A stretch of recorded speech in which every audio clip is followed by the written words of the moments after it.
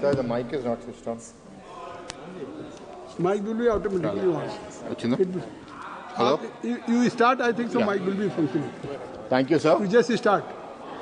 I'd like to thank the President, ma'am, for her address to the joint houses. And I'd like to focus my speech on the celebration of 75 years of our Constitution, celebrating our democracy and the constitutional protection that we are all enjoying. A leader that spoke before me spoke about our neighbor, a powerful neighbor, where there's a lot of development. But what is development worth without freedom? I have studied and grown up in India, and I've seen the diversity that thrives in India. And if we don't protect the diversity, then I think development is possible. But then the allegations of the opposition will become even more perpetuated of power and wealth being concentrated in very few people. Sir, last night I was supposed to prepare for this speech. I got really late. But for some reason, I've been wanting to watch a movie for the last week. The name of this movie is V for Vendetta. I first saw this movie almost 20 years ago, and it had a profound impact on me, but I still wanted to watch it again. I don't know why I saw it. And as I saw the movie, the parallel to my state of Andhra Pradesh over the last 5 years was so clear. On September 9, 2023, my leader, Chandrababu Naidu Garu, was arrested. Our leader, Mr. Lokesh's Yuvagalam Padayatra, was abruptly stopped after 229 days. And we were all shocked. Soon after, less than a week after, we had the leader of Janasena Party, Mr. Pawan Kalyan, a senior leader in our party and popular actor, Mr. Balakrishna, and Mr. Lokesh go and meet our leader, Mr. Chandrababu Naidu, in jail. And as they came out and they announced, Mr. Kalyan announced that we are going in this together. Today it is not about me, it is not about the TDP, it is about the future of the state of AP and the future of the people of AP. That went on for 52 days with him being in jail. A lot of uncertain times. On October 31st, he was released. And I was fortunate to be there in the road as he was released and leaving the jail. And I was standing on my car and I had a vantage point. And as he was greeting the people that were there to see him after so long, we were able to lock eyes. As I saw his eyes and the depth in those eyes, there were tears rolling down my cheeks. And then we left, all of us moved to Amravati, the leaders of the party, the cadre, the family. But he only reached there 14 hours later at 6 a.m. in the morning. Someone who was in jail for 52 days, over the age of 70, still sitting in the car, not getting up and greeting people across the way, wherever people were there to see him. It gave us strength to fight, to see somebody like that. And then 6 months later, the campaign, the elections, 90 public meetings, almost 3 meetings a day. And all of this was not about him. It was about the future of AP. And I think what he felt, what was he feeling? His hope was to remind the world that fairness, justice, and freedom are more than words. They are perspectives. I'll be taking quotes in the movie through this, sir. And I think at that point he realized that he knew the people were feeling something that he knew all along. There is a long dialogue, sir, from the movie. I want to paraphrase it. Sir.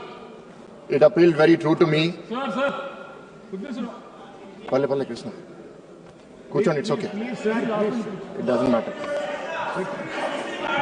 Krishna, it's okay. Please. Sir, Please, order. Don't show Maintain order. Okay, Mr. Maran. Sir, I'd like to paraphrase. continue. Don't respect your.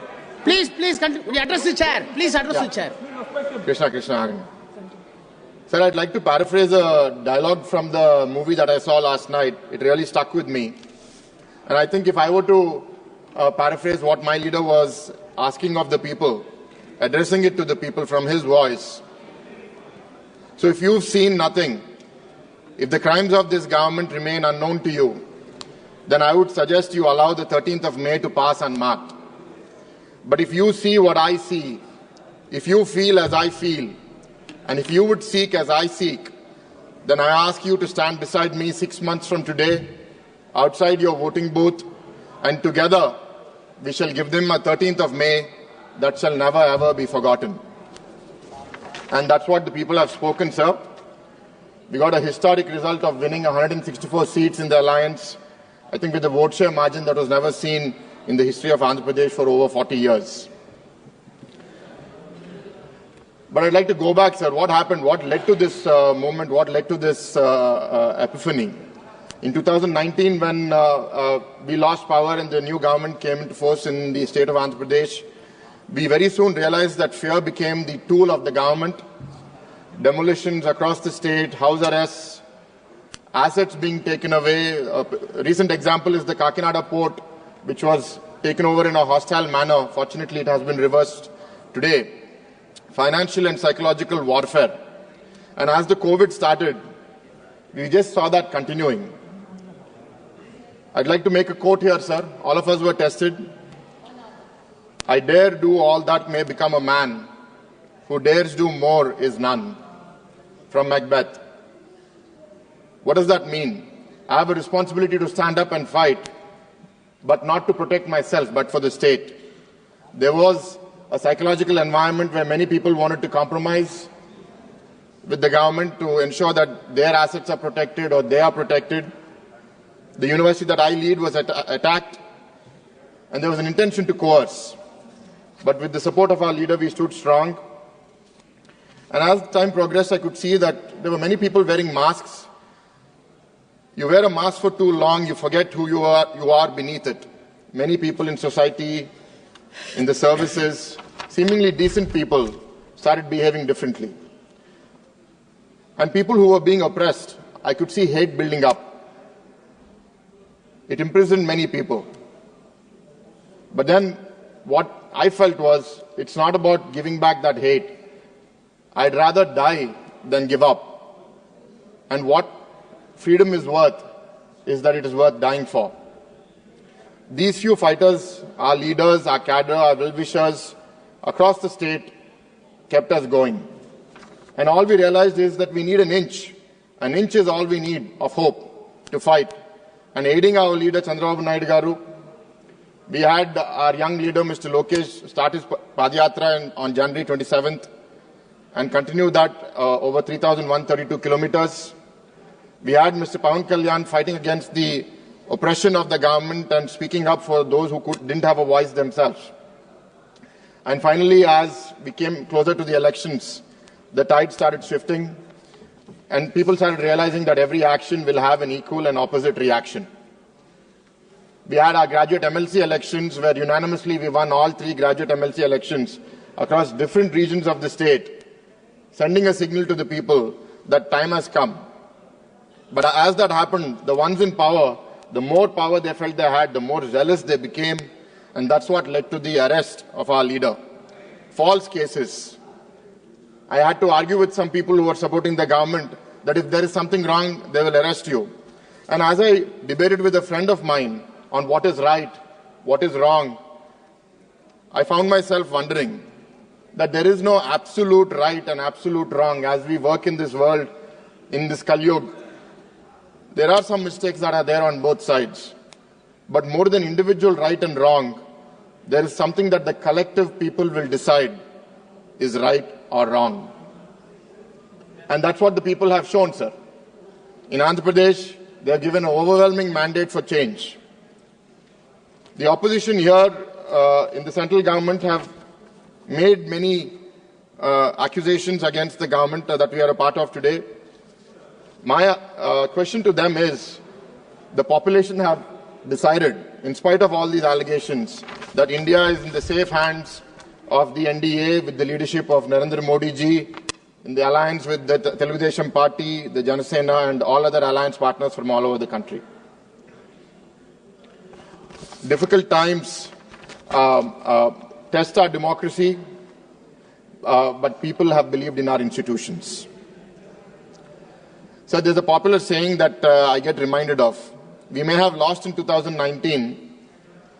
So this saying goes, you can fool some people all of the time, or you can fool all of the people for some time, but you can't fool all of the people all of the time. And I'm glad that people have showed up and have given us the much needed relief to put the state back on track. I'm thankful for all the support.